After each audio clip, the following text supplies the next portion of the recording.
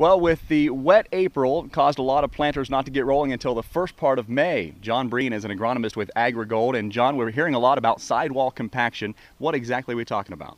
Sidewall compaction is that simple process of the double disc openers going through the soil that's moist or wet and actually smearing it and putting a layer there that the roots cannot penetrate. Got an example here. Kind of show us what you have and what we're looking for in the field. Okay, well, what we've got here is an example of planting in a little wet condition, and what we want to do is we want to peel that open, try to find where that seed's at. There.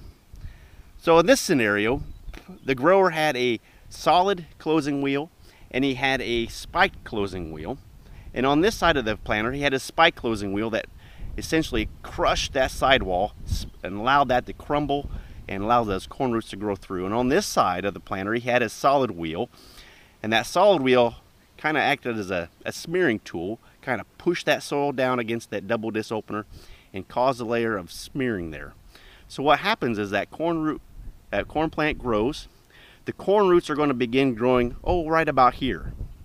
So if it turns off hot and dry, this will actually turn into concrete almost, really hard, and those corn roots cannot penetrate that area. So they're going to have to grow down, straight down, until they get out of this root zone to start growing.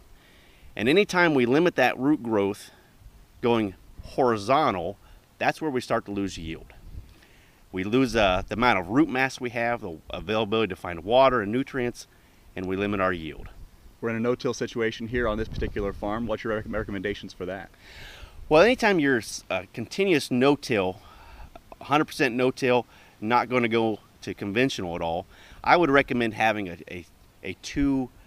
some kind of a spike closing wheels, whether they be any manufacturer, but having two of those.